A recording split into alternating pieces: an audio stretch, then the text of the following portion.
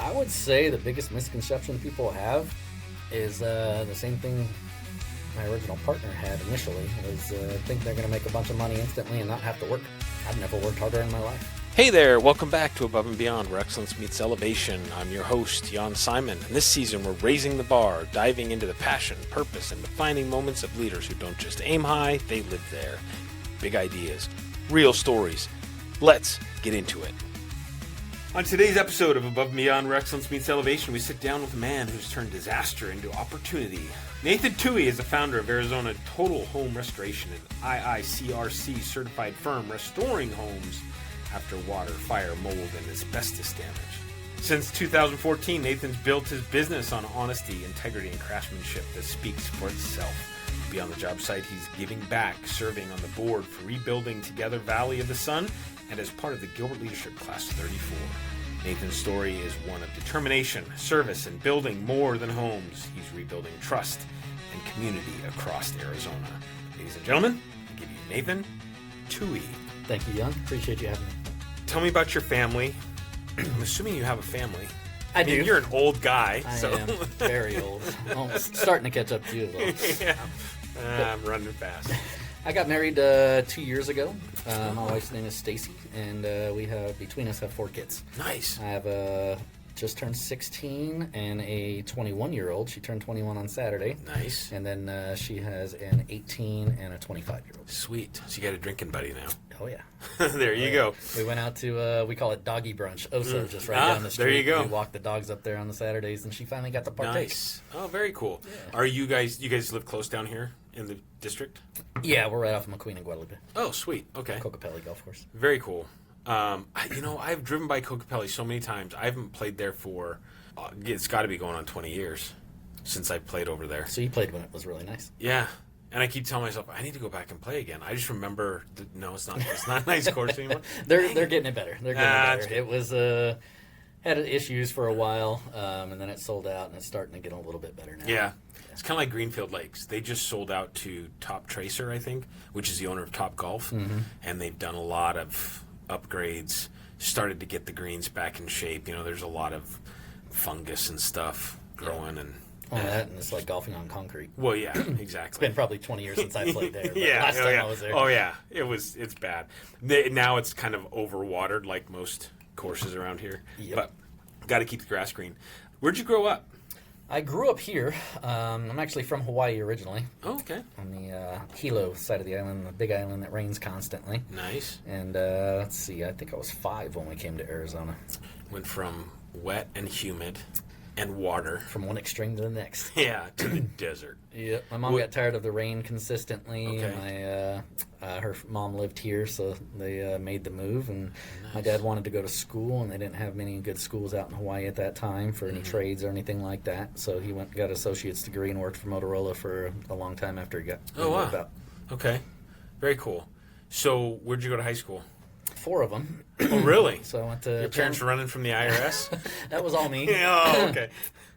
Had a hard time staying still, let's put it that way. And did you get in trouble? got in a lot of trouble when I was younger. Nice. There's some stories we got to dig into there. There is quite a few. But went to Chandler High, and then got asked to leave there and went to Chandler Gilbert Alternative, and then got kicked out of my house and sent to a boarding school in Kansas. Oh, wow. Yeah, that was fun. The guy to try to sell me, to get me excited to go, tried to tell me that they just opened their first Walmart. Oh. And I'm like, oh, yay. Yeah. That sounds like this is funny, this is stupid funny, but we'll go back to your school thing, but my ex-wife, so I grew up in a really small town in northeastern Washington, and we get to my town, and there's like nothing there. It's like McDonald's is the only chain restaurant in the whole town. Now there's a Walmart and stuff. But she's like, as soon as this place gets a Subway, then it will become a town. Yeah. They did get a Subway. I don't know if it's still there, but they had a Subway for a little while. This is Atchison, Kansas. That's where they filmed the Dorothy. Okay, and, yeah. I've actually been through there. Oh, have you? I've driven through there, yeah. I literally was heading up to, I think, Minnesota, and I drove through there. So, okay. Yeah. But yeah, I was at Moore Hill Prep School. My mom grew up there. That's how they knew about it. And some other family members and stuff had some ties with the school. But after about 3 months, I was then asked to leave there. Came back home and went to Sun Valley Alternative. You were a pain in the ass. I got bored easy. Did you ever get diagnosed for that? Well, I've diagnosed myself. Got Yeah. the good old ADHD thing going on these days, especially in the adult age. Yeah. Didn't hit me too much when I was younger, but in the last 2 years, it's come on pretty strong. So it's interesting learning how to navigate. So you jumped all around for school.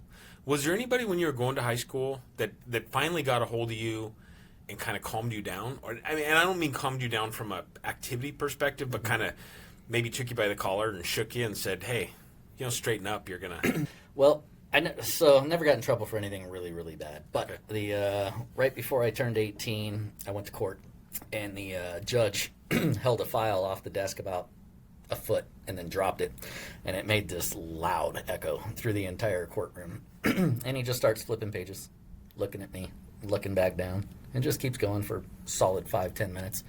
And then finally he shuts the book, looks at me, and he's like, "You realize I've seen you in my courtroom at least every 3 or 4 months since you were 12 years old?" No kidding. And I was like, "Unfortunately, yes." And he's like, "I ever see you in my courtroom again, I'm going to throw the book at you and give you the maximum offense for whatever it is you're in my courtroom for." Wow. I pretty much straightened up after that. Yeah. Moved to San Diego pretty shortly after. Okay. Did you go in the military or just move to San Diego? No, I had an opportunity to move with a Okay. job that I was doing at the time. Okay. Got through high school. Barely, we'll say. I mean, I don't know. Maybe you were a good student. You just couldn't. I actually dropped out with a 3.5 GPA and no 2 kidding. credits left to graduate. Yeah, I wasn't the smartest No apple on the kidding. tree, but the did that for work purposes Okay. to start making money and that kind of thing. And I was having some issues with some of my teachers at the time. But Mom asked me to get my GED to, I think it was her birthday or something. That's what she asked. So I went and got that and tested pretty high for it. Nice. And just school wasn't my Yeah. thing, even though I enjoyed it and I love learning now. But Yeah. at the time, being so young, it was... I think I was probably similar. I mean, it's interesting because I think self-diagnosed ADHD, probably some form of dyslexia in there somewhere. Mm-hmm. I was really crappy reader and still am. I mean, I've figured out ways to get around it, but I just, I've never, and it's not like anyways. So I think I was in sports, but my dad was a teacher and a coach. So there was no option. Not Right? to. Yeah. It's I was finishing. And then I went to college because that's what I thought I was supposed to do, But looking back now, I think, I really truly believe we, as a society, probably as a nation, have pushed so hard on the educational aspect of things. Probably more because it's a money-making machine than the educational aspect of it. Yeah. Looking back now, and I was just having this conversation with somebody the other day, that I love working with wood, and I love building things with my hands, and I love being able to see the end of it. And I think had somebody introduced me to a trade when I was coming out of high school and said, "Yeah, you can make a living doing this," I probably would have just gone that direction. Yeah, I struggle now because we have 2 kids recently out of high school. My daughter actually got a full ride to NAU, but chose not to go at the time, and now she's wanting to go back at 21. But and then I have the 16-year-old coming up, and the 18-year-old that just graduated. So I've been toying with the idea of, do I push them? Do I push college? Because half of me thinks if you don't go to college and you just go to learn a trade or whatever you're interested in your life, and you spend the 4 years doing that, now you're gaining the experience, you're gaining everything else, you're working up quickly. Where the other half of me is like, yeah, okay, you go to college, you can get a degree, and if you choose the right thing, you can jump out making $100,000 a year. Oh, right off the absolutely. bat. Depends on if you have a $50,000 or a $200,000 in debt at that time, Right. whether it's worth it or not. Right. Who knows? But then I look at the statistics, and I'm guessing here, but I want to say I think it's like over 90% or something like that. People graduate college and don't actually use the degree. Oh, I would guess you're probably right on in that. I mean, and I don't know. I'm guessing. Yeah. But I know I don't. I have a 4-year degree, and 3 months after I graduated college, I got a job in insurance, and I've been in insurance ever since. Right? Yeah. And getting the job in insurance, there was a requirement you had to have a 4-year degree. But you didn't have to have a 4-year degree in insurance. You just had to have a 4-year degree. They just wanted to see that you were able to start and finish something, right? And I feel like I love the thought of saying, okay, we're going to get these kids through primary school or whatever, elementary, junior high, high school, and then allow them a couple of years to figure it out. I agree. Because, and unfortunately, you're going to have those kids that have babies and do those things right away. I mean, I was always, okay, what's next, right? Had kids young. My daughter just turned 30, and I was 25 when she was born, or almost 25. But it's one of those things where I look back now and I think, I still have no clue what I want to do when I grow up, right? Mm-hmm. But I've never been able to explore that opportunity. And I feel like we need to be better at helping kids see the opportunity that lies in front of them. True. And help them kind of explore that and be okay with it, and not be, oh no, you graduate high school, now you got to go to college. And the other thing I think, and I'm espousing my beliefs here, but I feel like we need to get rid of having to take high school again the first 2 years of college, which is really what I say it is. I mean, that's what it feels like. It's absolutely 101, 102, 103. It's all basic English again. I just did 4 years of high school. Still not English. learning the fun stuff. Exactly. It's like, help me get into, for. Whatever. My stepson he's a software engineer, very specific. He just landed a job, really good job. He would, whether or not he'd be able to get that job without having a software engineering degree, I don't know. But, that's the thing. My son went to school for flight, and he's working on trying to get his hours to become a pilot. And I feel like those things are very specific, very niche, and you have to have that training to be able to do it. 100%. Yeah, right? There are definitely certain, like you want to be a lawyer, a doctor. Right, exactly. There are things that you have to go to college for. But to be in insurance, can you read? Do you have a logical thought process? Probably I would assume the same in restoration. So, it's funny, something you said, triggered memory. I used to sell vacuums door to door, which I'm sure we'll get to soon. Oh, nice. But I sold this lady, and she was the director for a pharmaceutical sales company. And she goes, oh my God, I need you on my team. She's like, I'm willing to hire you tomorrow. Here's my card. Come on in. No and I took her up on it. I was going to. And then once I met with her again, she's like, oh, you don't have a degree? There's a minimum requirement. Right. It doesn't matter if it's in agriculture. Anything you want, just as long as you had that 4-year degree. And I was making, I think her people on her team were making 140 to 160 at the time, and I was 19, 18. Right. And it's like, oh, that would have been fantastic. Yeah. But well, and you step back and think about that, right? And I'm sure somebody somewhere can explain to me this, but what would a degree have done for you that your real life experience didn't, right? Other than teach you how to sit down and potentially problem solve, but yet you could say, hey, I learned to problem solve out here in the real world. Teach you how to read and craft a sentence. Well, I did that in high school, hopefully. Anyways, it's one of those things that it drives me crazy, and I truly believe our educational system, to an extent primary, but definitely secondary, when you get to junior and to 4-year college, has become more about making money than the education. I think you're right. So, anyways, I digress. We went off on a tangent there. So, you've got 4 kids. They all still live at home? 3 of them do. One of them lives in North Carolina, and the 21-year-old is looking to move to Florida here in February. No kidding. Yep. Wow.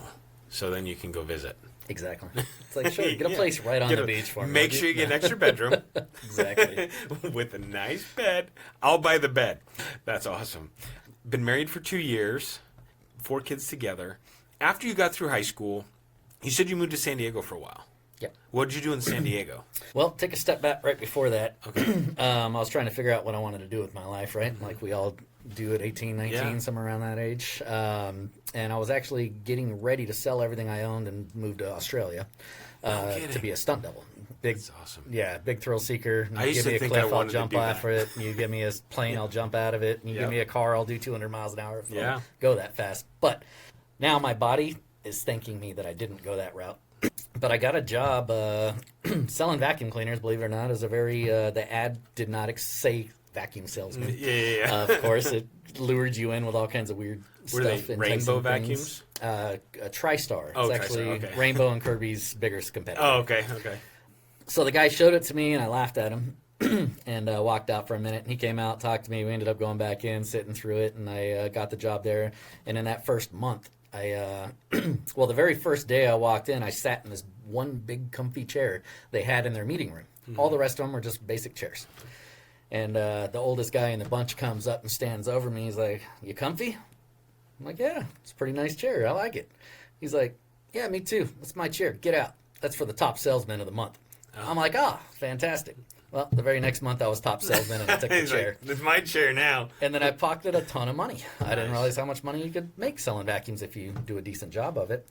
So I got the money in my pocket, and then I started to get excited from there. So I kept working it and kind of put the selling everything on hold for a minute. And then 2-3 months into it, the manager comes up. He's like, "Hey, I'm going to San Diego and opening an office. You want to go with?" Nice. Hell yeah, let's Yeah, go. yeah. So me, him, and I think 3 other guys moved out to San Diego and went out there sight unseen in July, and we moved into Escondido. Oh, wow. Nice, decent house. Yeah. But I get there and I get out and it's 107. I'm like, what the fuck, dude? You just moved me to the Chandler of California. I didn't even know that was a thing. And it was brutal. But at night it cooled down to the 70s, so it's much better than here. Yeah. I always say that about here. If it cooled down into the 70s every night in the middle of the summer, it'd be perfect here. Oh yeah, it'd be I great. could deal I with could it. deal with 110, Yeah. 115. No when problem. it stays above 100 all night, you're like, oh, just come on, Yeah. go away. So, San Diego, selling vacuums door to door. We did both. Okay. So I've done the door-to-door thing. We've also taken van crews where we go to other cities, other states, and like stay in hotels for a month at a time. And then we also had a phone room that would book appointments for us. No kidding. But it was very, So you've literally walked and knocked door to door. oh yeah. Dude, I have so much admiration for you right now. I'm telling you, I could never do that. And those guys piss me off. And then every sold time a they show up. $2,500 vacuum cleaner. Yeah, it's like, dude, just go away, please. And then you feel bad for them. And you're like, okay, I'm going to listen to your spiel. And then you're like, I can't stand it. I can't stand it. But I will tell you, dude, if you can do that, you can do anything. Oh yeah, when it comes to the sales part of things, nothing scares you these days. You've already had guns pulled on you in those ghetto areas and that kind of stuff. Because the problem was when we book appointments, it's with one person. They both need to be there, but typically the wife or the husband forgets to tell the other. Yeah.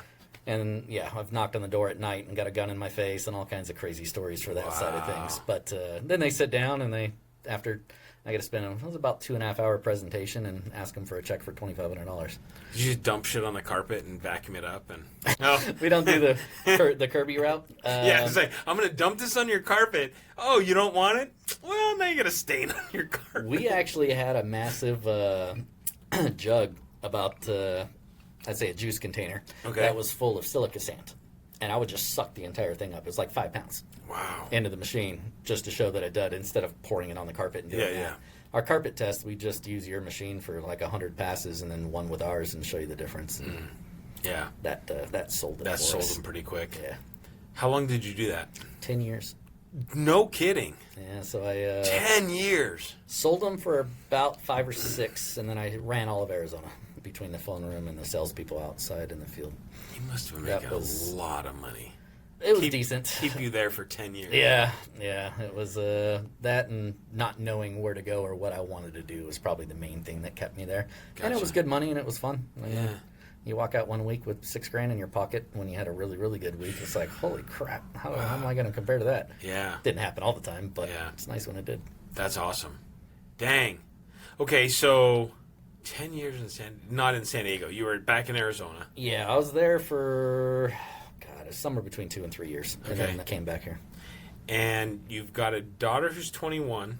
You've been married 2 years. So I'm guessing there was somebody else in there somewhere along the way? Yeah, so or when did I you just got pick her up in the curb somewhere?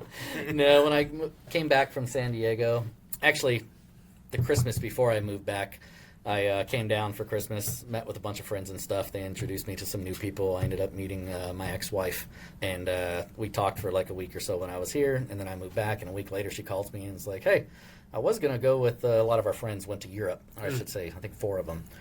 And she's like, I was going to take all this money and go there, but I think I'm going to come hang out with you instead. Can I come over? I'm like, sure. So it was like an indefinite, there wasn't a time frame. Oh, But wow, so okay. 2 months later. So she kind of moved in on her. For about 2 months, yeah. Nice. Okay.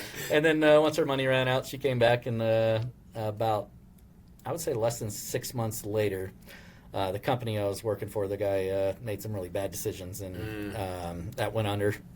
And then I lived homeless for a while out there, lived in the back of a U-Haul truck for a while, lived in a car for a while, and then lived on the floor of a single wide trailer with a ton of cats and like 7 people. Really? I did that for about a week. I couldn't take it. No I kidding. lived in the car after that. But yeah, it was hard to find a transition between jobs and a place to stay. So I just used the money as wisely as I could, which until I found a place, and it was a little while. So the homeless piece wasn't necessarily because you were like out of money and down and desolate. I wasn't $0. It was more, hey, I could do this couch surfing, so to speak, save some money, not have to commit to a location type of thing. Well, the problem I had is if I was living in a hotel, I probably had a month's, maybe 2 months max worth of money before I was broke and then on the street regardless. Yeah. So I chose to go the save the money route so I could have that down payment once I found a room to rent at somebody's place. And then I met my buddy Hugo out there, and he had a nice big house with just him, and so we did the shared residence thing, and it was fantastic after that. What'd you do after selling vacuums? Or was that still, you were selling vacuums at that point? I was still selling vacuums. Oh, you were? Yeah. Okay. And then I came back to Arizona and then started dating Tammy, my ex-wife. Okay. And then we went through that. She got pregnant within just a few months, I would say. So we stayed together for about 5 years. Okay. And then... decided it just wasn't working? And then we got married. Oh, you did? Okay. And then she got knocked up with the second kid. And damn her! No, I'm just kidding. Shortly after that, it didn't work out so hot, and we ended up separating. That's too bad. So you got 2 kids with her. Your wife now has 2 kids. Correct. You don't have any together, but they're blended 4. Yeah. Okay. After you sold vacuums for 10 years, I still can't believe you did that for 10 years. Dude, that's crazy. What'd you do after that? Sold cars. Really? Thoroughbred Chevrolet, just before they closed down right off of Warner and Arizona Avenue. Yeah, I know exactly where that is. is. I was ASM over there, assistant sales manager for a while, and God, I want to say I was there for a year or 2. But selling cars was interesting. Yeah. You sell a $50,000 vehicle and you make less than you do on a $2,000 vacuum. That was took me a while to wrap my head around that. Yeah. Car sales is all about the numbers. You got to sell a ton of units to get your big bonuses, and that's where you're going to make a lot of money, unless you're in the used car side and you make a lot on trade-ins and that kind of stuff. Through those 2 experiences, through staying 10 years in vacuum, there have been somebody in there that influenced you or kind of showed you the possibilities of being successful in that role. Yeah. Were there people that kind of helped you, let's say, tame down your wild side to kind of hone you in to go, okay, focus? Or was that on you? So it was on me initially, but once I got into that realm of things, I've never done anything that extroverted before. Doing presentations in front of people, trying to warm somebody over who looks like they want to kill you for the first 20 minutes that you're there. Yeah, I hate you that my wife said yes. Exactly. Everybody hates the door-to-door salesman. And a lot of times it was the wife that hated me worse than the husband, because the husband's the one that said the husband's like, I'll get in front of my wife. She can say no. Exactly. The problem was the phone room would call people and say, hey, we're going to give you a free 3-day, 2-night hotel stay for taking a look at this product and giving your opinion. So that's how we got in the door. Geez. So I had to overcome everything else and turn that from a short opinion to a 2.5-hour presentation. Oh my gosh. And I've got a little sidetracked. What was the question I was going for? People that influenced you in that time frame that... Yeah, Rick Vanderstelt was actually the gentleman that moved out there and started that company. He was huge in my sales training aspect, got me to read the sales books, got me to do those things that other people didn't want to go above and beyond to do in order to get your mind in the right spot. That's all sales is. Some people are extravagant and do all this stuff and try to bullshit people or lie to people. I was never in that realm. I'm like, you know what? I'm gonna show a killer product. Yeah. I'm gonna be a enjoyable person to be around and let you make your decision. I'm not going to sell you something. I'm just going to let you buy something and call it a day. And it went from there. And he was probably the one that stood out the most in that realm. I'm a little disappointed that I'd never really had a mentor to look after my whole life, basically. I really don't have that guy that I'm really close to that's super successful that I can ask questions and bounce ideas off of. It's all throw something at the wall and see if it sticks. No, I get that. I kind of feel like sometimes I'm in the same. I've had people in my life that have been influential. Yes. but as my career has developed and I've now become a business owner and the things that I do, and I don't know that I don't know what it is, but I don't feel like there's anybody there. Like, I don't see other insurance agents as competition, but I also I feel like people hold things very closely to their chest, right? And I'm like, dude, there's 6 million people in Arizona and plenty of people across the country we can do business with. I don't need to compete with you. I do the exact same thing in my business. Like, I'm not looking at anybody as a competitor. In fact, there's a lot of people in my industry that don't do some of what I do and vice versa, so we can trade work back and forth. Yeah, exactly.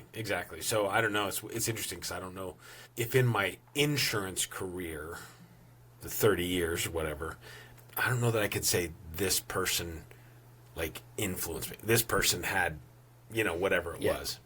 Early on, it was always about what's the next promotion I can get. Where can I make more money? How can I do that? How can I get to that point? Exactly.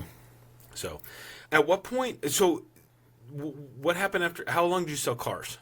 A little over 2 years. Okay, and then from there, what happened? Actually, it might have been a little longer than that. There was a stint where I worked at Toshiba selling office equipment too, but it was somewhere in between there. Okay. So Toshiba similar to like an IBM salesperson? No, it's like office equipment as far as copiers, printers, fax machines, that kind of stuff, the big ones.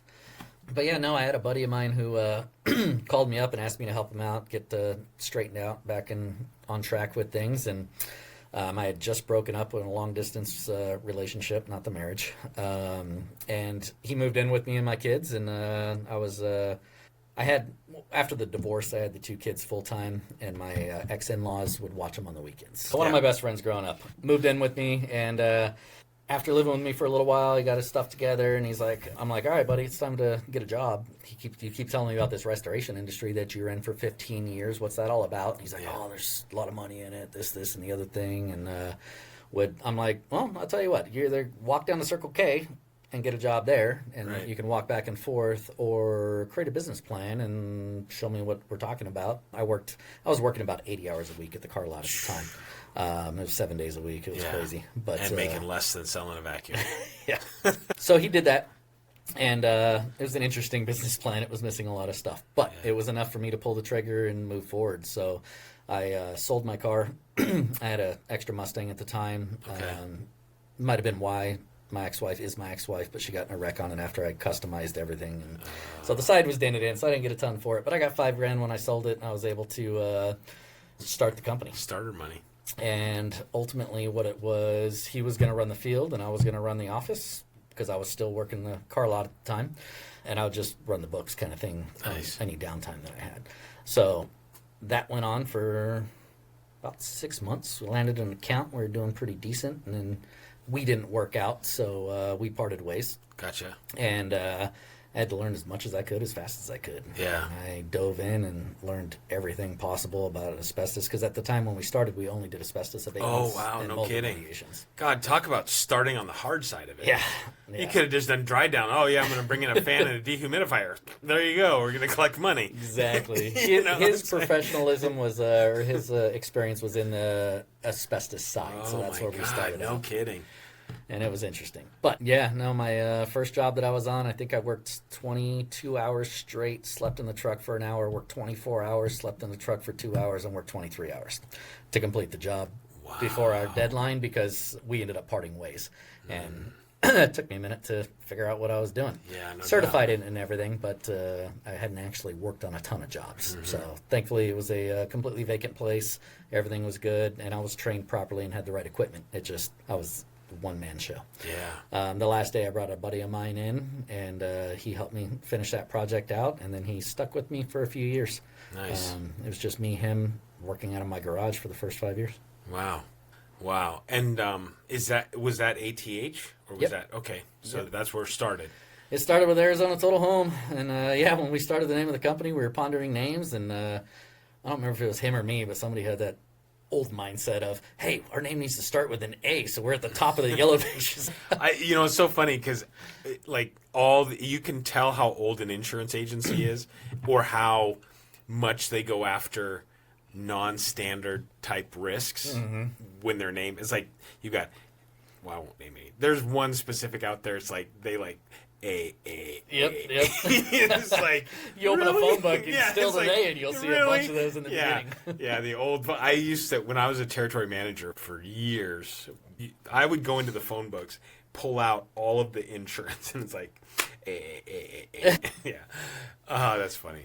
So, you departed your business partner. You parted ways. Was that a buyout or fire? Just a mutual agreement to say, hey, you should probably take off. We didn't have anything on paper. Okay. As far as ownership goes, I owned it 100%. But he helped bring that one client on, even though he lost it right before he left. So I did no formal or anything like that, but we did do Just a pretty buyout. much said, hey, you should probably go. And here's some Well, money. it was parted ways kind of mutually, but there was some money Gotcha. exchanged for his time. Gotcha. And ATH has been around for 15 years? Since 2014. So almost 12 11 years. Yep, 12 years in February. I was like, I had to count. It takes me a while. I had to do the math. And you guys do just do residential, do commercial as well? We do commercial as well. Okay. We've done anywhere from a small, tiny little wet corner in a bathroom up to a 50,000 square foot warehouse or multiple floor units, assisted living facilities, schools, that kind of stuff. Okay. And you do, I'm going to say A to Z on the restoration side, or you just do the dry down, tear out part of it? Do you do the rebuild? Where are you at on there? So when we started doing just asbestos and mold, after, I want to say 5 years, we added, maybe about 4 years, we added water. And then after 5 to 6 year mark, we added repairs as well. Okay. I got, so we used to just do that demo cleanup portion of it and then hand off to another GC. Problem with doing that is I would then get calls back and complaints. No matter how much I vetted these GCs, I would call back, get complaints, and they're trying to blame me, and then I would get a bad review, and I'm like, wait a minute, I didn't have anything to do with that. I just recommended a company. Yeah. You chose to go with them, and I would always stand behind the client, help them out, help them navigate, and get everything taken care of. Yeah. But after a couple of years of that, I was exhausted. Like, I'm spending so much time just trying to find good GCs. I'm like, screw it, bringing it in-house so that way I can have quality control. Gotcha. And that was the big reason why we brought it in-house. How big is your team now? Well, there's 12 of us. Okay, wow. So you're a pretty decent sized restoration company. Yeah. Yeah. And then we got others that we bring in to help out when we need more hands on deck. If I need 20, 30 people, I can get them really fast to help us and get it done. Gotcha. And they're all trained and know what they're doing in that side of things. What would you say is like the number one job you guys get called on? Is it water damage? Is it fire? It's split a lot, actually. Fire's probably the least. Okay. There's a lot of companies out there that are ambulance chasers, you can say, and we don't play that game. I'm not going to go to somebody and approach them on their worst day while they're standing outside their home. While they're standing crying watching it still. burn. Exactly. Hey, here's my card. It's insane. Like, if I'm going to do that, I'm going to show up with a basket full of all kinds of goodies in a hotel room. Yeah. I'm like, here, Yeah. call me when you're ready and we'll talk. But we've never done that. So we get all our fire jobs naturally, whether it's from insurance agents or whether the customers find us online. But I'd say our most popular ones is mold and water. Okay. We get a lot of those right now. Do we have black mold in Arizona? So when people say black mold, they're referring to a mold called Stachybotrys. Okay. There's probably hundreds of different types of black molds, but that's the one that they're referring to that's the most dangerous. Okay. There's a lot of other dangerous molds as well. But yes, the short answer is yes. A lot of people come out here and are like, oh, it's a dry climate. We don't got to worry about mold. Well, it's not going to grow on your wall from humidity unless you're taking steaming hot showers in your bathroom and you're not using your exhaust fan or opening a window. Then, you'll get little round mold spots on your ceiling and the walls. But in Arizona, the problem that we run across is people overflow their toilets or they spill water or they do something and they just wipe it up real quick, not realizing that it went into the walls or underneath the vanity or underneath the kitchen sink. Mm-hmm. And they don't think mold's going to grow. Yeah. But we get calls. We're on mold jobs probably every single day. No kidding. Yeah. Wow. I didn't realize it was that big of a deal here. And I've been in insurance for 30 years. But, what's interesting is we don't really get calls. I mean, I get notified after the fact, like the client, or sometimes the client will say, hey, I need to report this claim. It's like, okay, yep, this is what you do. Do you know who you're working? Oh, yeah, we already got a guy on scene. Okay. But anyway, so was there a point in this move from vacuum cleaner salesman for 10 years? I'm going to keep going back to that. Dude, you're like my hero. 10 years, 10 years vacuum sales, a couple years of car sales, getting into restoration. Was there a point at which you went, I made it? Or have you got there yet? Or are you still kind of waiting for it? No. The day I get to sit back at my house and maybe look at my computer once a week, then I'll say I made it. Yeah. Until the office is running on its own kind of thing. But until then, it's always grinding, always trying to get better. So they're getting some negative stuff here, but there's some pretty bad, I'm trying to think of how to put this lightly, companies out there that give us a bad name. Yeah. There are a lot of companies in the state that give us a bad name. So my main focus right now is trying to bring integrity back to the restoration industry and try to do things the right way, take care of people the right way, bill insurance companies the right way, and get that taken care of. I think it's crazy because, and correct me if I'm wrong, but what I see on my side when I do have to deal with these types of things is, somebody taking a humidity meter or whatever you call them and saying, look, there's humidity in your wall. We're going to have to put, fans, dehumidifiers. We're going to cut the wall up 2 feet, and rip this whole thing out. And then we've got to let these fans sit here for 10 days. And the dehumidifiers, look, the dehumidifiers are still pulling water. It's like, okay, there's naturally moisture in the air. It's always going to pull that. Yeah. And I feel like similar to like a car repair place, and not to bash on car repair places, but we just don't know, right? As general consumers, you just have no idea. And unless you're in that industry or you have some type of experience with that, you just don't know. So it is a very easy market, I guess, if you will, to take advantage of. Yeah. If you go and you buy the floor fans that are, let's say, $150 a piece, which are probably not even that much. Costco has them on sale every now and then for $40. But, $150 a piece, throw it down, I'm going to charge you $100 a day, or charge the insurance company $100 a day for 5 fans to sit here and blow, and a dehumidifier, we're going to charge you $250 a day, and I got 5 fans at $500 and $250 to $750 a day, and I'm going to do it for 10 days at $7,500. And I haven't done anything, right? I feel like if I was in your shoes, that's the battle that I feel like you're up against, where you've got integrity, where you're like, yeah, there are going to be those jobs, right? Obviously. I mean, I had a school that they had a handyman, janitorial, whatever. He was changing out a faucet on one of the little bathroom sinks, little closet bathroom in the school. He started to do something stripped out, didn't have the right part, had to run to Home Depot. So he had shut the water off to the building when he was changing this part out. So it was probably, I don't know, a quarter valve or something.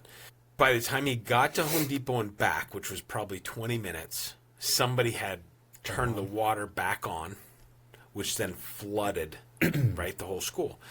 They got a restoration company out there and got fans on it right away. They didn't have to do any of the cutout, on any of the drywall or anything like that. But yeah, I mean, you could get somebody who's like, yeah, no, we need to cut it right away. We need to cut this off because it's going to get up in there. So, sorry to go off on you. No, yes, and yes for most of what you said.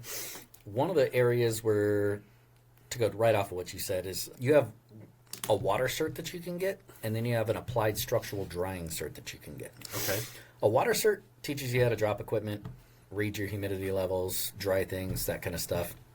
ASD cert teaches you how to dry everything in place, if it's possible. Okay. So we try to focus, especially on our commercial jobs, businesses, schools, that kind of thing. We try to do multifamily and everything else as well to dry in place if we can.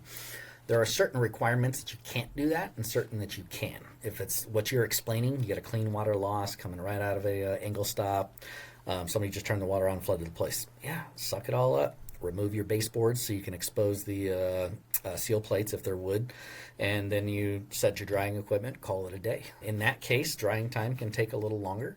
With walls and stuff open, your drying time shouldn't exceed 3 days. If you're dealing with a subfloor or some extra circumstances, extra thick wood or tile on top of something, then yes, it can take longer. Or if you're drying in place, then you're talking 5 to 7 days.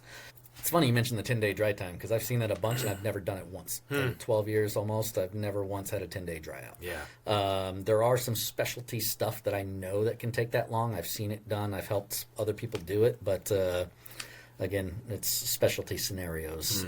Like if you're trying to dry a wood floor in place, that kind of thing. I've heard those. I've actually seen one that took a month and a half to dry. Trying to get so it doesn't warp out or whatever. So once it starts to cup, it will lay back down flat again a lot of times. Still has to be sanded and refinished, but some of those floors are really, really pricey, especially when you talk gymnasiums. Like they're millions of dollars for those things. So if you can dry those in place, it's fantastic. Then you're hooking up desiccants and that kind of thing. But so a lot of companies will come in, and when they use the meter you're talking about, it's called a moisture meter. It doesn't necessarily just read humidity levels. It sends a current between the two probes and lets you know how much moisture is in the wall. Gotcha.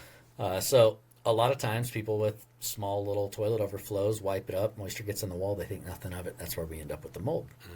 So when you get these jobs where they come out and they say there's moisture, set equipment for 10 days, that is extreme. However, what we go by, you don't just look at the humidity levels in the DHU dumping water, because you're right, there's humidity in the air all the time. You're always going to have that.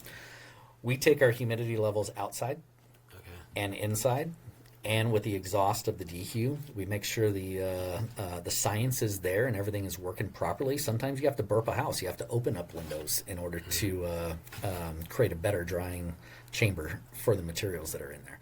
So there are certain things you can do that will go above and beyond, no pun intended, to make I love that. to make it done faster. Yeah. But then what you really run across with the shadiness that goes on is they'll take that moisture meter and they'll finagle it. So there's a lot of moisture meters have two different ways it reads.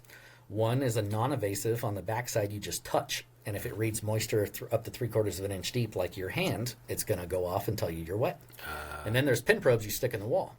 So I have witnessed, so I've gone into jobs where there's multiple companies there at the same time. I've witnessed people put their finger on the bottom, stab the prongs in the wall, and they're reading their finger moisture, not the moisture in the wall. The only reason why somebody would do this is if, well, one, they're extremely greedy, but two, a lot of companies pay outrageous amounts of money for referrals to people like plumbers, for instance. Gotcha. There's a lot of other avenues as well, but they'll pay them $1,000 to $2,000 just for any job that's signed. Doesn't matter how big it is. They have a deal in place to where I get $2,000 the second you get a signed contract. Done. Wow. Awesome. They go in. They got one little tiny wet corner where a water heater is. It might cost, I don't know, $2,000 to do the whole thing, including repairs and all of it. Well, now you're losing money, right? Because you have your guys out there. So what I've seen them do is finagle their meter and turn one wet corner into 3 wet rooms. They'll go behind the water heater into the next room. It's like, oh, the water ran all the way down this wall. Oh, it ran into this room. Oh, it ran into this room. Replace all this stuff. Exactly. Now they're just building up the dollar amount on the claim so they can afford that referral. Wow. I've also seen it to where they they're told by their boss. I've interviewed people that have come in, and I ask them, I'm like, hey, have you ever worked with a plumber chasing company? That's what I like to call them. Or have you ever been forced to sell a dry job is one of my interview questions. And debating on how they respond is whether or not I'm even going to entertain and hire them. But time and time again, I've heard people say, oh, yeah, I called my boss and I said, hey, man, I know the plumber called us out on this, but everything's dry. I can't pick up moisture anywhere. And he straight told me if I don't sell that job just to turn in the keys when I get back, I'm fired. And that's where I say when I tried to bring integrity back is we don't do any of that stuff. I mean, that is as shady as it comes. There are a lot of other companies out there that bill through a lawyer who takes... There's a couple different software companies out there that insurance company use to make sure everybody's on the same page with pricing. Well, they'll jack it up 40%, send it to the insurance company, and their work author states that the customer is responsible for paying the bill, not the insurance company. So if insurance refuses to pay their outrageous bill, they'll turn around and send it to the customer for the difference. And if they don't pay, they'll sue them a lot of times. Wow. So that's what I'm talking about when they're talking shady workmanship out there in our industry. I'm speechless. I mean, I'm really, truly, I mean, it's because I know, I used to be, so I started my career in insurance as an auto adjuster. And then I moved into property, so I've done some property stuff. And I've dealt a little bit with what you're talking about. But on the auto side, there's plenty of times where it's like, okay, look, I can't get you, like the shop saying, look, we need this many hours to work this panel. Yeah. And you're like, I just can't do it. I can't fit it in there without getting it to a replace, we're going to R&R, we're going to remove and replace it. But you've got another job in here that's mine and we'll, under the carpet move an hour over here, type of thing. Because Gotcha. I can squish it in over here. Yeah. And I hate to admit that, but that happens. So you get it. I mean, it's just you have to see that stuff. But to be able to say, yeah, there's guys out there that are literally taking advantage of, whether it's an insurance company and they may know, okay, we know these insurance companies only use third-party adjusters, or they go off of, what we're doing, and we can start fudging that a little bit, and that line gets a little grayer and grayer, whatever that is. Anyways, it just blows my mind. With regards to restoration, with regards to where you're at right now, Arizona Total Home Restoration, or Arizona Total Home Restoration. Yep. Did I say that right? You did. Okay. What is kind of your ultimate goal? Where do you want to be with the company? What are you hoping that the company becomes? I've gone a lot of different ways with this on what I want to do, but ultimately I want it to be Arizona's #1 trusted restoration company would be ideal. The people talk revenue numbers, certain revenue numbers. Yeah, there's stuff I'd like to hit, but that's not the goal. The goal is being one of the top trusted companies in the state. And I've toyed in the idea of opening up other locations. Haven't decided if I want to try franchise or to become a franchise, or if I just want to open up other locations and have other people oversee them. And I've toyed around the idea of a few other states. So there's room in this state for 2 more offices if we decide to do one up north and in the Tucson area. Okay. And then we've looked at Colorado, Texas, and Nevada as well. Nice. Okay. So I haven't made any final decisions there yet. Yeah. Well, that sounds like a lofty goal. Yeah. Have to get the right people in place, right? Obviously. That's the hard part. Right boots in the right butts in the right seats, right boots in the right. I don't know what that would be. I don't know the boots one you're talking I about. don't know. But butts in the right seats. I sound don't about know right. where that is, but anyway, how do you define success? What does that look like for you? Ooh, that is a good question. Success for me would probably be able to success can be measured in so many different ways, right? You can get a monetary value, you can do emotional value, you can do all that kind of stuff. But ultimately, as long as we get me and my wife in a very happy spot to where good, we can take care of our employees, help them grow, help them get into those upper management positions to where they're running things. And that's another reason why I wanted to open up other offices, so we can start advancing people that have been with us for a while and do that kind of thing. So success for me is being able to see everybody that's with me thriving in life. We're happy. We can go travel when we want to. We can do what we want when we want. One of my end goals is to be able to, by the time I'm 50, is to be able to live anywhere in the world I want to, oversee multiple businesses from afar, and then fly in every quarter and kind of just make sure they're running good, make sure the right people are still in place, they're doing what they're supposed to be doing, and then they can thrive, and then they can grow their companies as their own. Nice. Does your wife work with you? Yes. Okay. I poached her from her old job when we had a long distance relationship. Okay. I actually met her the same week that I met my ex-wife. They knew each other. In fact, we were all friends for a very long time. It wasn't until I was divorced for a few years, she was divorced for a few years, that we found each other online and started a long-term dating thing. She lived in Texas, and I flew out there, and I was like, all right, well, we're going to check to see if this works or if there's even anything here.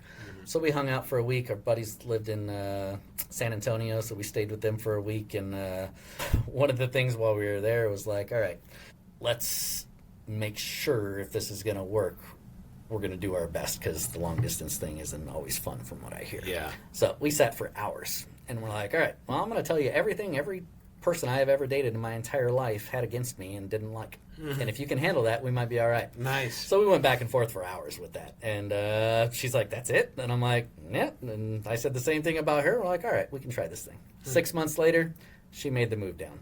And when she moved here, she was working at a chiropractor office for about 10 years. Oh, wow. And they said he didn't want to lose her. She knew how to operate, run the whole company, basically. He didn't know a lot of the back-end stuff. So he let her be their office manager remote from here, which was interesting, but she found a way to make it work with all the employees and everything over there. And then he sold out 2 years later, and then she didn't want to come work for me because she didn't want to work together. Yeah. But I sold her on the idea, and we shared an office for the first, I would say, at least a year. That didn't work out so hot. So as soon as one of the other employees left an office, she's picked up her stuff and moved in instantly. She's like, oh, I'm going over here. I'm like, all right. We need a little separation time. That works out well. Because, yeah, all day at work, all day at home. She would like to say it's a bit much. Yeah. But no, it worked out really well. That's cool. We worked together very good. That's awesome. Having separate offices is nice. The main issue was I like loud music. She doesn't. So Gotcha. I like to blare my music when I'm focused on the computer work. She needs quiet. Yep. What would you say is probably the one misconception that people have about success, about where you are with your business, about, what happens on a daily? I would say the biggest misconception people have is the same thing my original partner had initially, was think they're going to make a bunch of money instantly and not have to work. I've never worked harder in my life. Yeah. Now, granted, I've always worked 70, 80 hours a week ever since I was a teenager, like 17 on up. Most of the jobs that I've had in my life were like vacuum cells. That was a 6-day-a-week job that worked about 10 to 12 hours a day. But the issue here is you have to constantly grind. Yeah. As soon as you take a step back and try to relax, things change in the industry. Things change with your clients. You start to lose clients. You need to gain new ones. So it's a constant grind. You just always got to work at it. It's not going to be as hard. The first 5 years were 10 times harder. I was on every single job that we ever had. I did all the billing, all the collecting, all the marketing, everything, because I didn't have any other employees except for a helper on the job. So now with 12 employees, I'm doing different kind of stuff. I'm doing more, still working for the company, but a little more on it and a little less for it. I get to go out and do a lot of networking. I get to hang out with you, go golfing in Myrtle Beach for business trips, that kind of stuff. APN has been fantastic to help me find another way to still work, but enjoy myself and have a little fun at the same time. Working with it. Has there been a time in the 11, 12 years in the existence of ATH where you were just ready to pack it in, where you're like, I just don't know that I can do this another day. I'm done. I'm going to go back to selling vacuum cleaners. Not that, but yes, there have been times like that. And some of my biggest challenges up front were all my eggs in one basket. When my old partner landed that one client, it was somebody that he knew for a while. And then that was all of our work. Like, we couldn't handle anything more because they were keeping us as busy as we could be. So when we lost that client, I was like, oh shit, now what? Yeah. So that's the first time in this company I put my selling shoes on and went out and just started door knocking businesses. So at that time we were doing just asbestos and mold, so all my clients were restoration companies. One of the first doors I walked into was a restoration company in Tempe, and me and him hit it off really well and got the job. Well, that gave me about 85% of my workload. So I had the same problem. Yeah. And I couldn't get more because I didn't have more people. I was still garage-based, and I have an issue hiring employees out of a house. I don't know, it's just weird to me. So I wanted a brick and mortar before I started getting more people. He approached me about 2 years later and goes, hey, you probably saw this coming, but I'm going to start doing all my asbestos in-house. I'm like, well, you never told me, so no. I didn't see that coming at all. Like, this is a complete shock. Yeah. Please give me 30 days to get my stuff in order and go from there. And he's like, yeah, no, sorry, I can't do that. I already got everybody in line. I already got everything set up. We need to start doing our jobs immediately. Wow. I'm like, okay, go ahead and do that. Thankfully, the girls at his front desk really liked me and slid some jobs my way on. Nice. I didn't know until later on. Yeah. But they told me later on, I'm like, oh, no, we still slid a few your way. I'm like, oh, well, thank you. Yeah. But that time just happened to hit perfect right as it was a little past our 3-year mark, and internet just took off out of nowhere. Like, I wasn't paying anything. I didn't have paid ads, none of that stuff, and it just naturally took off. And but I was, the second time that happened, that's when I'm like, oh, God. Yeah. Don't know if I can take this anymore because I'm still on all the jobs and trying to sell and do everything else at the same time. So at that time, threw me through a loop, but I had to get my head screwed on straight. Listed some good books that I like, and as far as sales books and that kind of stuff go, and went right back out and started knocking. And this time, I made sure that I diversified into a lot of little baskets instead of one big one. Gotcha. And now we have probably 40 different streams coming in. That was going to be my next question, was if you could go back and tell yourself one thing when you're starting a business versus now, what would that one thing be? Quit being a control freak and hire people to delegate. There you go. Wasn't what I thought you were going to say, but I like that. I thought you were going to say diversify, but okay. No, that was that was actually, I was so worried because we were doing asbestos. I didn't want to trust somebody else to handle a hazardous material in somebody's home with their livelihood on the hook. Yeah. So it was really hard for me to trust people for that. But as soon as I got a brick and mortar, what happened was I actually threw my back out and I could barely walk. Like I would have to shuffle for probably 5 minutes from my truck to my office. Oh, wow. And crawl up the stairs on my hands and knees kind of thing. Wow. That lasted for a minimum of 8 months. It was quite a while. And I didn't have a choice. I couldn't do a job if I wanted to. So, and by the way, just so you're aware, do not carry over 100-pound bags of wet carpet over your shoulder down 3 flights of stairs. It doesn't work out so well. That's what I don't think I'd be able to do that if I wanted to. But so where was I going with that? Yeah, I had no choice but to hire people, and I had to train them now on video and pictures and everything else and tell them what to do. So it was harder when it started, but that's what forced me to hire people. And then we grew 100 times as far as revenue goes. Yeah. Really, really fast after we started doing that. I think it's interesting because I think as a small business owner, at least in my world, I guess, bringing on an employee and understanding, okay, capacity-wise, I have no more capacity, right? I can't do another thing. I'm working 16 hours a day. There's not another minute to give. Yeah. I've got to hire somebody. So you can see, yes, I need somebody. But then when you start thinking, okay, the quality of person that I need or whatever, I've got to pay them X. That's going to take a chunk of money out of my pocket. And you try to rationalize that in your head, right? And it's like you may have just finally gotten to the point where you're in the black and you're feeling like, okay, things are going okay. I can breathe a little bit. There's a little bit extra money every month. But now I need to hire somebody. So I'm going to take a step backwards, right? and making that first decision, making that first move to hire that first person or whatever it is they are, I think personally is the hardest thing ever. Like and I've never gotten past 2, but I would imagine once you get to the point where you're like, okay, I've done this a couple times. I see where the exponential comes in, right? Where it's like, okay, I'm this and I'm doing everything. Yeah. And I bring somebody in. Oh, okay, now we're doing this, right? But now we need somebody else. And then we do this. And you see those building blocks. And I would think getting deeper and deeper, bigger and bigger, you get a little bit more removed from the impact of it, and it actually starts to help. It does grow. But one of the scariest things I had to experience was that in the beginning was, and this happened probably 3 or 4 different times. You get to a point where it's like, okay, I'm here and we're struggling. We're handling just about as much as I can. But when I hire somebody, I'm not going to have enough to keep them busy to cover their salary.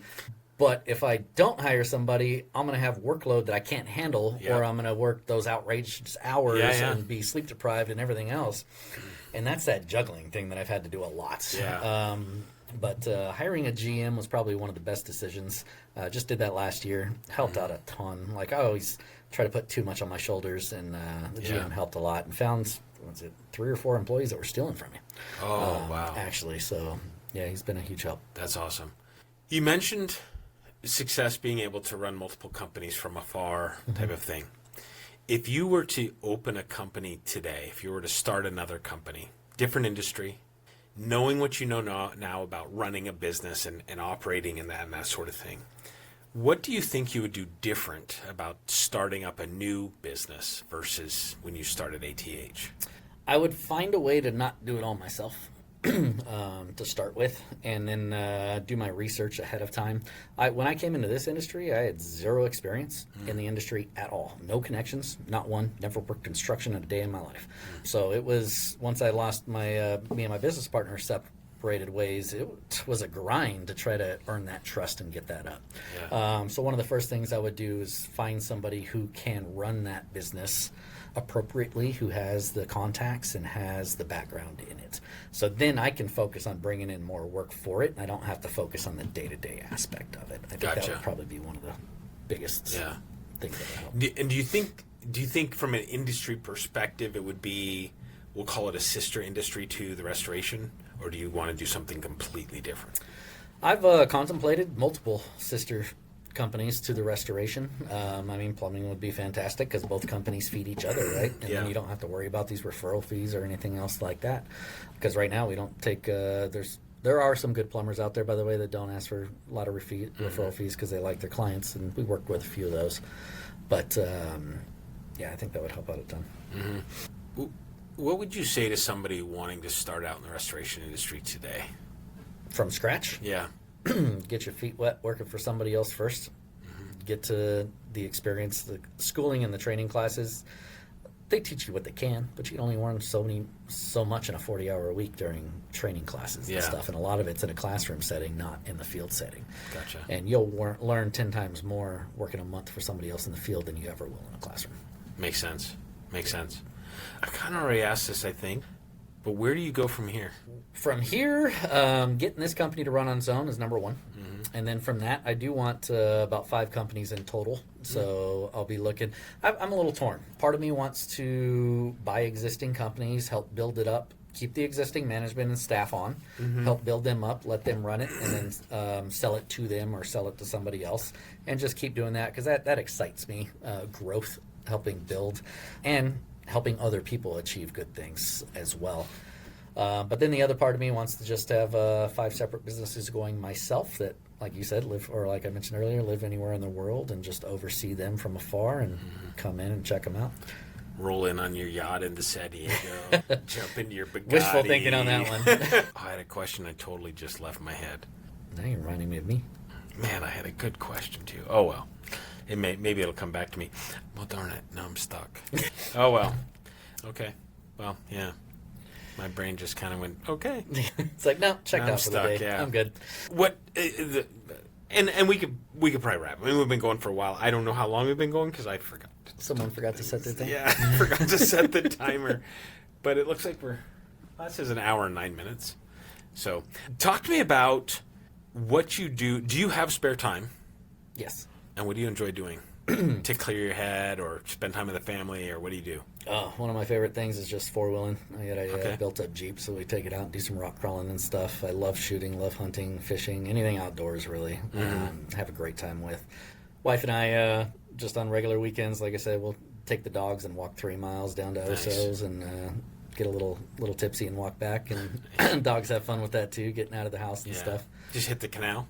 Yep. Okay. Yeah, the canal takes us straight to and right from. there, drop you off. Yeah, it's perfect. Yeah, it's funny because we're the other way. So I'm at Elliott and Greenfield, and Okay. same thing. I mean, we'd have to walk half a block. I don't know how far it is up to the power line, and then walk the Straight power line down. all the way down. Yeah, You're a little farther than 3 miles, though. I think. yeah. We're probably 4-ish or more. So, what do you want your legacy to be? That is a tough question. I actually was reading a book, and it was talking about that, and I did not put the time in to figure it out yet. A lot of people say that. What do you want your legacy to be? Do you want your kids to take over for you? That kind of thing. None of my kids have any interest in that. So ultimately, at the end of the day, I think nothing business oriented other than the fact that if somebody can say after I'm gone, oh my God, he was awesome. He helped me out so much, whether it's with someone's credit, which I'll do with employees a lot, have little credit building scenarios. Nice. Or just in business alone, help them grow in their life and that kind of stuff. You've mentioned a few times different books, not necessarily specific books, but you've said sales books or books you've read. Is there a book that you feel like that pops to the front of your mind that's like, it was the word just stuck. Man, my head just stopped working. It profound, like, boom, that book actually spoke to me. Well, only the first 2 that I've ever read actually pop into my mind right off the bat, so I'm assuming that those must have. Think Yourself Rich by Napoleon Hill and How to Win Friends and Influence People was always a good one as well. That one right there helped me out a ton. Yeah. So I like that. There's so many different types of people out there. You need to learn how to talk to and handle them all, because you can't talk to one person the same way you talk to the next person, especially if you have employees. You can, but it's not going to go over the same. Right. So you need to figure out what people's hot buttons are and what they react to better. Like take coaching, for instance. Some kids thrive getting screamed at. And that's what's going to make them do it. Other kids need a lot softer approach. Yeah. So it's the same way when dealing with people, whether you're dealing with somebody you're trying to sell something to, or you're dealing with somebody that's working for you. Yeah. But I've always been a chameleon. I can adapt drastically to all kinds of world scenarios, no matter what it is, whether I'm talking to somebody who's a major redneck, or I talk to somebody who's comes from a really rough side of town. Yeah. Because I've lived all those lives and been a part of a lot of different cultures, so it helps out a ton. I have two questions, and this is totally random. If you were to be played by any actor, alive or dead, in a movie, who would it be? Ooh, put me on the spot with that one. Let's see. I mean, it's just a random thought, but... I'll just throw it to Ryan Reynolds, because the guy cracks there me you up, and I'm sexier than he is, but hey. Deadpool. Love Yeah, Deadpool. no, it's one of my favorites. What movie, or we'll say genre, because I like that word. What genre of movie would you say embodies your life? Jesus. Is there a genre called chaos? I don't know. Could be. It? Horror? I don't know.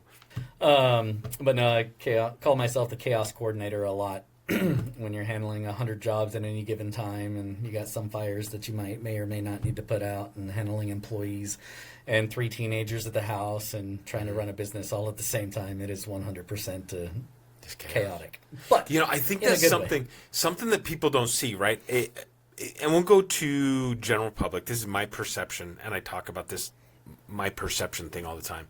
But I do feel like the general perception of non-business owners to business owners, I think that's the nicest way I can put it, would be that, you have people that work for you, so you don't do anything, right? Yep. And I feel like the bigger the business, the more employees, the more whatever, fill in the blank, the more chaotic, the more struggle, the rougher it is, the harder the decisions become. Even if you have people that are working for you that, in essence, make the decisions for you, it's still heavily impactful. And when you get to a point where you have multiple people relying on your success to not only feed them and pay their bills, but their families and everything else, yes, it's such a heavy weight. It is. Such a heavy weight. So I was just talking to a buddy of mine, actually, right before I came here. And he owns a company. He has 40 employees. And we normally speak all the time, hang out a lot, get drinks or whatever for happy hour, go golfing, whatever the case may be, fishing, camping. But we haven't barely spoke in the last 2 months. And we were on the phone, and we both understand and know exactly what it is without even calling and seeing what's going on. So I talked to him on the way here. He's like, oh, man, dude, it's been crazy. He's like, yeah, I lost a couple employees, so I had to step up to the plate and do all this and that. As an owner, you're not only doing your job, you're also doing anybody else's job that's either slacking or no longer there, or you're waiting for a replacement, that kind of thing. So there's always something to do. And then the stress level is there because, like you just mentioned, you have, in his case, 40 other people's families counting on you to keep that business running correctly. It's such a heavy weight that I mean, it's just huge. It's huge. What gets you up in the morning? What makes you want to get up in the morning? I was going to say the alarm clock about 4 or 5 times because I am not the best morning person. The kids ultimately make it a go every day, but I live my life every day like I want to, not because I have to. I've always been a workaholic, so I have no problem working. These last few years, I've really put that work-life balance thing into perspective. Because I worked so long and now my kids are older, it's like I want to spend more time with them, be there, be available, and help them through their adult portion of the life as well. But my brain completely lost the train of thought that was going on there. Get me up in the morning. Screech! Yeah. I heard the bus. They keep me running, and just knowing to myself to succeed, right? A lot of people want I like recognition. Who doesn't? But it's more for my own goals. Yeah. Setting that kind of thing. I hate setting goals and not reaching them. That's why I don't set them. That's one way to do it. That's funny. I crack myself up. So, what else do we need to know about Nathan Thue? Hey, you got it right? Got it right. What else do we need to know about Nathan? What else do we need to know about ATH? That I haven't asked you? All the random questions that I've asked. Well, ultimately with ATH, everybody in the company has been trained the same way to go that extra mile. Even You can say go above and beyond. I was going to. Okay. I stopped myself. To go above and beyond and do that extra mile, even when nobody's looking. Right. That's where you build the integrity into something. Integrity isn't doing the right thing because somebody's watching you. It's doing the right thing just because it's the right thing to do. So as far as the company goes, we try to get all of our employees on that page. And I've had time and time again, people meet the employee, like, oh man, you guys are awesome. Like every single one I've met in your company has been fantastic. This kind of thing. It's like, well, we hire on a certain culture. And if you don't fit into that culture, it's not going to work out. So we bring up our core values. We talk about our culture and stuff in interviews, and we talk to all the employees to make sure they're on the same page. If they're going to representing the company and I'm not there to oversee them, I want them to represent it the exact same way that I would represent it myself. There are so many people out there that they're trained in restoration, right? And they know what they're doing. They know the cut and the dry, but they don't think about the reasons why for things, especially when it comes to like getting claims approved. Gotcha. One example I can give you is a buddy of mine called me and said that his aunt up in, I believe it was his aunt or cousin, up in Parks, Arizona, had a huge flood. The snowpack caved in the roof and all melted in. It was a metal roof. And they weren't up there for 5 months, so they didn't even know it happened until it was too late. And they hired a company. They went out, and turns out the entire house is filled with mold. They charged them $25,000, and insurance claimed only approved $5,000, and it was done. So some of that didn't sound right to me. So I started talking to them a little bit more, drove out to Parks, visited with her, checked out the whole scenario. And ultimately what the company did was they came in, they ripped down one wall in the kitchen, one wall in the dining room, and one row of cabinets. And then they cut inspection holes throughout the rest of the house about just a small square. There was mold everywhere. The whole house was filled with it. But those 2 walls, they didn't even clean the mold out. They just took the drywall out. And cabinets were thrown all over the place out front, not even set up nicely or anything like that. And they charged her $25,000 for that. Something that most companies, maybe $5,000. Except for they would have cleaned the mold. And we get there, and she's explaining why the claim is denied. She's like, oh, well, I only have $5,000 in mold coverage, so they denied the entire claim. I'm like, okay, well, that makes sense because when I looked at the bill, the company billed $25,000 for mold only. Well, as I'm there, I'm looking at it, I'm talking to her, and I'm like, well, do me a favor. How many birds do you think took a number 2 on your roof in those 5 months before the snow started to melt? She's like, I don't know. Me neither. Like, I have absolutely no idea. How many squirrels do you think got up there? How many other critters do you think got up onto your roof and either died in that snowpack or left droppings behind in the snowpack? Couldn't think of any.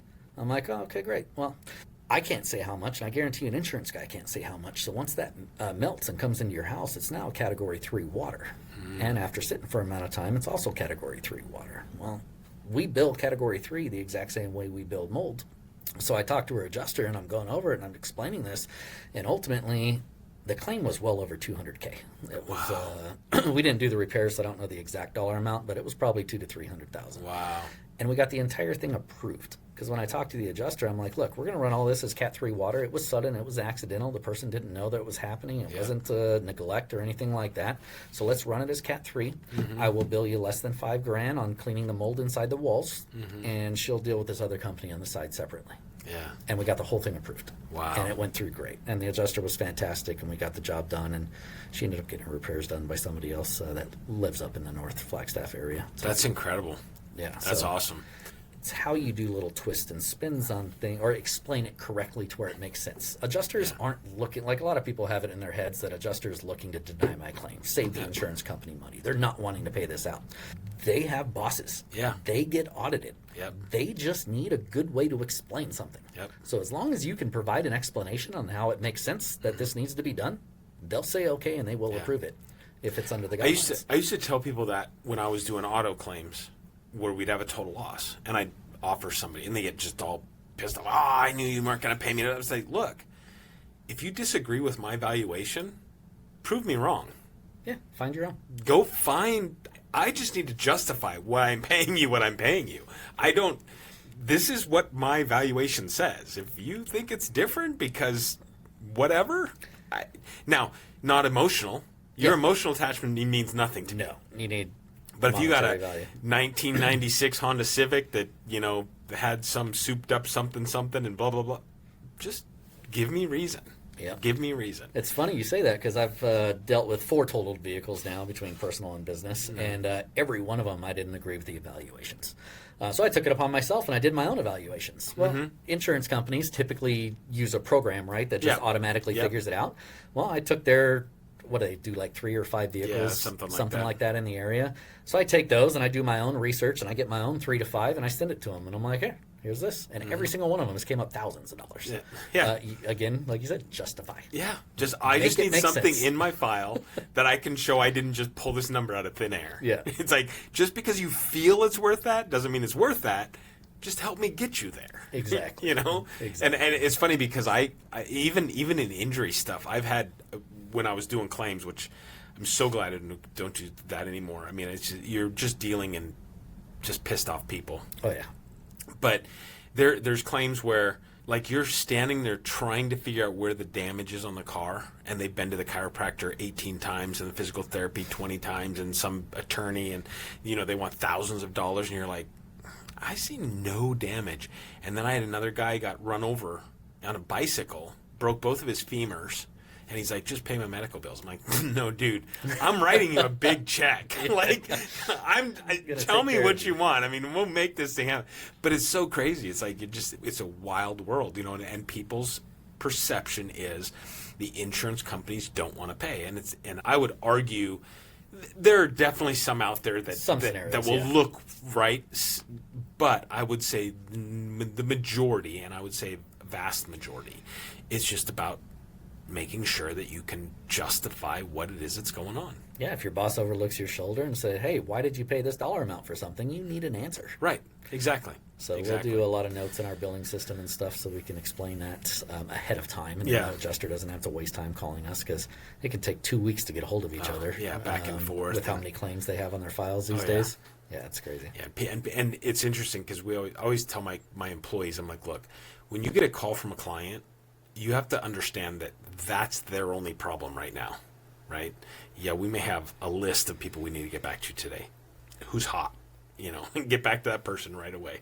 If they're not getting a response or whatever. But in claims, it's the same thing. I mean, the people are, you know, I mean, especially if you got half of your house is burned down, dude, I just want this fixed like right now. Yep. Or your car's sitting in a shop and you're waiting on one little computer chip to get it out and it's been in there for 3 months. Yep. It's like, just give me my car, you know, get it out. So anyways, well, hey, I really appreciate you coming on. I've had a great time getting to know you a little bit better, and I appreciate it. And where can people find you? They can find us online at aztotalhome.com, or they can call us directly at 480-207-7011. That's 480-207-7011. And if it's after hours, just push number 1 for emergency, and we'll get out there right away. I'm going to start calling that number and push 1 every time. I was kidding. Whoever's on call will appreciate that, I'm sure. Hey, everybody who comes on gets a gift. Oh, sweet. What we got here for you? Ink, graves, all the glasses. So the glass that you have your water in tonight, your colored water, you actually get one of those, and it's actually personalized. Is that what's in here? Yep, personalized with your name and 2025. Nice little touch. I appreciate that. Thank you, Yeah. sir. So I appreciate you coming on. This is Nathan Thue, and I went above and beyond.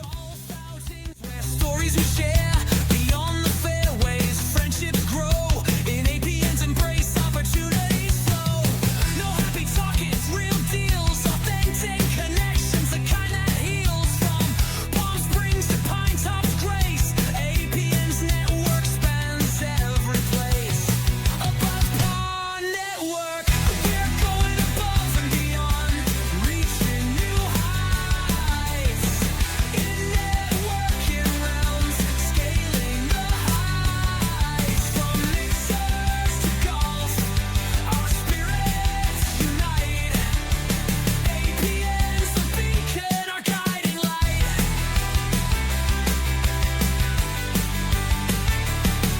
So here's to APN, where dreams align. In every connection, a chance to shine. Above and beyond, we'll always strive. In APN's network, we truly thrive.